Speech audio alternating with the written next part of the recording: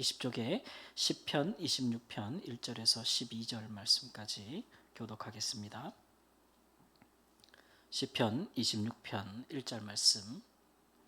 내가 나의 완전함에 행하였사오며 흔들리지 아니하고 여호와를 의지하였사오니 여호와여 나를 판단하소서. 여호와여 나를 살피시고 시험하사 내 뜻과 내 양심을 단련하소서. 주의 인자하심이 내 목전에 있나이다.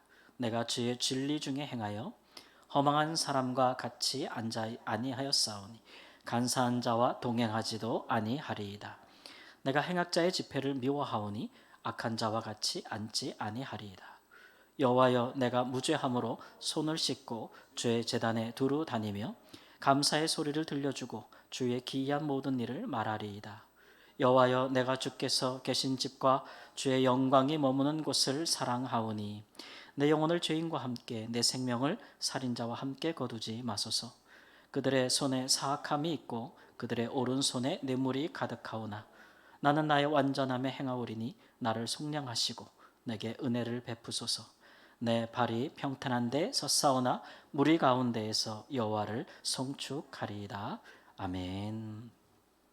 다윗이 지은 것으로 되어 있는 이 표제 우리가 보고 시편 26편 함께 읽었지만 내용을 이렇게 살펴보면 누가 이 시편을 가지고 기도하고 노래하였던가를 생각해 볼 때 하나님의 성소에 올라가는 제사장들이 그 직무를 따라서 제비 뽑아서 반차별로 올라가지 않았습니까? 특별히 이제 제사장들은 24반차로 나눠져 있어가지고 자기 일생에 예수님 당시에는 자기 일생에 한 번 갈까 말까 할 정도의 그런 순번을 가지고 있었다고 해요. 그 제사장들이 그렇게 올라갈 때에 불렀던 기도나 노래라고 할 수 있을 추정할 수 있을 만한 내용들이 많이 보이고 있습니다. 예를 들면 이런 거죠. 6절 말씀에 보면 여호와여 내가 무죄함으로 손을 씻고 주의 제단에 두루 다니며.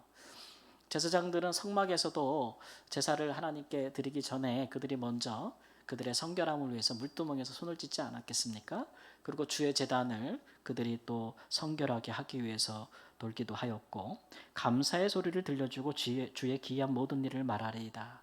이게 제사장들이 했던 일이죠. 8절을 보아도 주께서 계신 집과 또 주의 영광이 머무는 곳을 사랑한다. 내가 무리 가운데서 여호와를 송축한다. 이런 여러 가지 말씀들은 제사장의 직무에 합당한 표현들이라고 할 수가 있어서 다른 여러 가지로 해석할 여지가 있겠지만 그래도 제사장들을 위해서 기록된 것이 아닌가라는 생각이 듭니다. 특히 이제 이 시편은 또 시간이 지나면 이제 유대인들이 그들의 회당에 들어가기 전에 안식일에 이 시편을 많이 또 노래했다고 해요. 전통으로 전해지기로는. 그러니까 회당이라는 것은 이제 성전에 갈 수 없는 상태 아닙니까? 이스라엘 역사를 생각해 볼 때 이제 흩어져 있는 많은 유대인들이 성막과 성전에 갈 수 없을 때 회당에 가는 것이잖아요. 그런 걸로 볼 때 하나님 앞에 나아갈 때 그들이 생각할 때 그들의 성결함과 거룩함을 장려하고 그런 것들을 이제 가르치기 위한 방편으로서도 후에 많이 사용되어졌다는 것을 이제 알 수가 있습니다.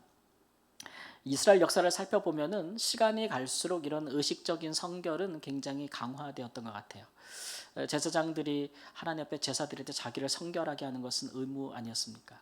사람의 내면의 성결이야 그 어찌 사람의 눈으로 보이는 거겠어요. 그러나 이제 외적인 성결은 눈에 보이는 건 아니겠습니까?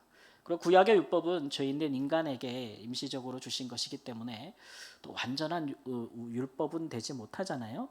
죄인들에게 주신 거기 때문에 그래서 이제 모세가 준 것이기 때문에 예수님에 의해서 이제 완성되어지고 완전한 부분들이 남아 있겠죠.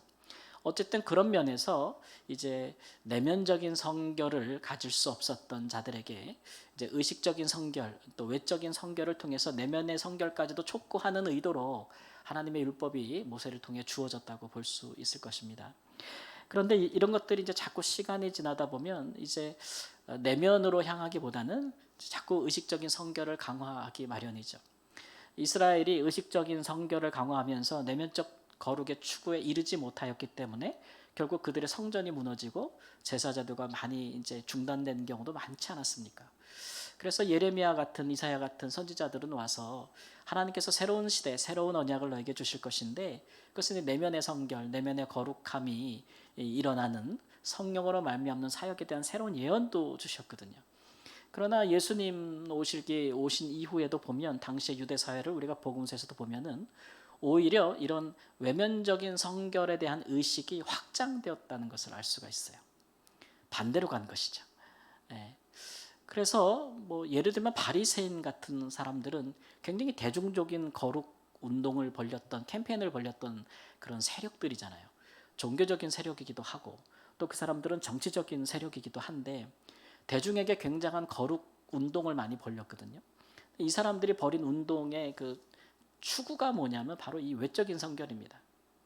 그러니까 구약에는 모세 때는 제사장들만 이런 의식적인 성결을 요구하였지만 오늘날 우리가 메시아를 기다리는 입장에서 메시아가 오시려면 우리는 제사장만 가졌던 이 거룩함을 우리 모든 이스라엘 모든 사람들이 평범한 사람들에게까지 다 우리가 그 거룩함을 함께 누려야 한다. 거룩함으로 함께 하나님 앞에 나아가야 된다. 그래야 메시아가 오신다. 이런 의미에서 그들이 거룩 운동을 벌였는데 그들이 한 방향성이 이제 이런 의식의 확대예요. 그러니까 제사장들이 제단에서 했던 이런 의식적인 성결, 손을 씻고 했던 것들을 그들의 식탁으로 생활로 가져오는 거죠. 그래서 이런 정결 규례들을 많이 만들게 됐습니다. 그래서 식사를 하기 전에 뭐를 해야 돼요? 이제 손을 씻고 이게 그냥 위생의 한 부분이 아니라 실제는 굉장히 의식적인 성결로 규례로 그들이 이제 확장시켰기 때문에 그렇지 아니하면 부정한 손이 되는 거예요. 부정한 손. 이 부정하다라는 말은 밥 먹기에 손이 더럽다 깨끗하다 이 소리가 아니고 하나님 앞에 제사 드리러 나갈 때에 몸이나 재물이나 기구나 이런 것들을 깨끗하지 하지 아니하였을 때에 사람들이 하나님 앞에 나아갈 수 없는 상태가 부정한 상태잖아요. 그렇게까지 확장했다는 거예요. 손 씻지 않는 것을 밥 먹을 때. 그래서 제자들에게 부정한 손으로 그들이 뭔가를 먹었다. 왜 손을 씻지 않느냐라고 말하는 것은 정결하지 못하다는 그런 비난인 것이죠. 정죄인 것이거든요. 그렇게까지 많이 확장하고 그것을 의식에 머물지 않고 이제 사람에게까지 확장을 합니다. 오늘 말씀에도 보면은 허망한 사람, 간사한 사람, 행악자, 악한 자와 같이 앉지 않겠다. 그들과 하지 않겠다. 이것은 뭐 제사장들의 마땅한 도리겠죠. 그죠? 제사장들이 악한 자들과 함께 동행하고 그들이 교제하면서 하나님 앞에 제사의 직무를 감당할 수 없다는 것은 뭐 분명한 일일 것 같습니다. 그런데 이런 것들이 이제 확장하다 보니까 제사장뿐만 아니라 이제 일반 대중에게까지 확장되니까 그들이 생각할 때에 더럽다고 생각하거나 혹은 죄인이라고 생각하는 사람들, 악하다고 생각하는 사람들과의 교제를 금하게 되는 것이죠. 그래서 예수님 당시에는 그래서 이스라엘 사회 계층 간의 교제에 굉장히 많은 장벽과 단절들이 일어났습니다. 그래서 그들이 생각하는 부정한 사람은 의식적인 정결에 이르지 못한 사람들뿐만 아니라 그들이 보는 관점에서 그들이 만든 규례와 그들이 만든 관습과 구약의 율법에 비춰볼 때 그들이 죄인이라고 여겼던 사람들과도 접촉을 금지하거나 이제 혹은 그들을 부정한 자들로 이제 정죄하거나 그렇게 되는 것이죠. 그러니까 뭐 가난한 자들이나 또 병든 자들 그런 사람들도 포함이 되는 거예요. 그렇게까지 확장이 되다 보니까 이제 이런 것들이 그들은 거룩을 추구한다고 생각했던 거예요. 그런데 예수님이 오셔가지고 보이신 행태는 이렇게 그들이 치밀하게 세우는 이스라엘의 거룩한 사회를 다 파괴하는 것이었거든요. 예수님은 그들이 죄인이라고 생각하는 사람들과 친구가 되셨습니다. 그들과 먹고 마셨어요. 그들이 가장 정죄하는 죄인들에게 가서 그들의 집에 들어가셔서 그들과 교제하시고 병든 자들 또 나화병 환자들 이런 사람들과 접촉하면 물론이고 그들이 상상할 수도 없는 일들을 하기 때문에 그들의 눈에 보기에는 예수님은 그래서 죽어도 마땅한 거죠. 예수님의 특별한 그 식탁 교제 같은 거 어떻게 죄인들과 한 상에서 먹고 마시느냐는 거죠. 그런 거는 이스라엘의 거룩한 그 시스템을 다 파괴하는 아주 이단적인 죽어 마땅한 신성모독한 그런 범죄로 그들이 여겼기 때문에 예수님을 죽이려고 했던 가장 중요한 이유 중에 하나가 이런 예수님의 모습이었어요. 그러니까 우리는 이제 아니까, 예수님을 믿으니까, 우리는 예수님 편에 서 있으니까 어떻게 예수님한테 그럴 수가 있어? 라는 편에서 생각을 하는 거죠. 그러니까 이제 바리새인들이나 그 사람들을 이해할 수 없는 건데, 그러나 바리새인들은 스스로는 우리는 누구보다도 구약에 정통한 사람들이고, 누구보다도 율법에 열심히 있는 사람들이고, 누구보다도 거룩을 추구하는 사람들인데, 예수님이 역적인 거, 이걸 깨버리는. 그러니까 견딜 수가 없었던 것이죠. 구약에 비롯된 다윗의 시편 같은 이런 시편을 그냥 문자 그대로 표면적으로 이해할 때에 그들이 더 강화되는 것이죠. 그런 것이. 그래서 우리는 이런 것들을 주의해야 합니다. 하나님의 이름으로 행하는 열심과 거룩함의 추구가 진정으로 예수님께서 진정한 거룩이 무엇이냐라고 해서 예수님이 보이셨던 것들에 대해서 크게 정죄할 수 있다는 위험성이 있다는 것을 우리가 좀 일깨워야 돼요. 오늘날이라고 다르진 않는 것 같아요.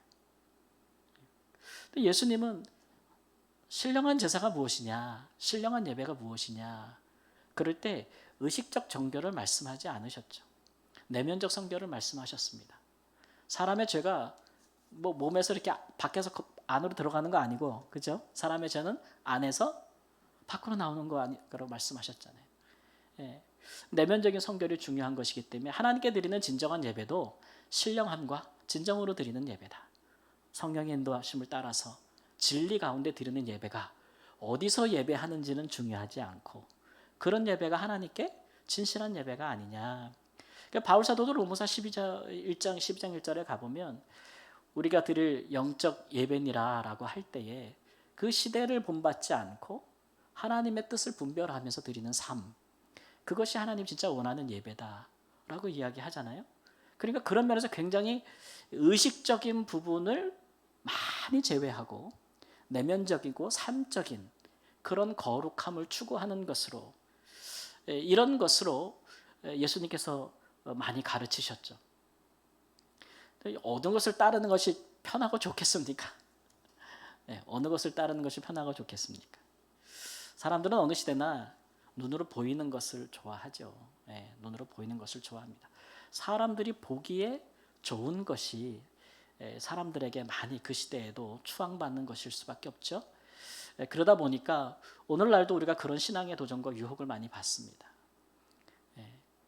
그래서 교회도 세상에 대해서 교회의 영광과 하나님의 영광이 어떻게 교회를 통해 세상에 나타날 것인가, 이런 부분들을 우리가 얘기할 때 수없이 많이 드리는 예배와 또는 세상에 보여지는 교회의 외적인 성장과 건물, 이런 것들로 우리가 우리의 거룩함과 영광을 세상에 나타내고자 한다면 우리는 아직 구약에 머무는 것에 불과할 수도 있어요.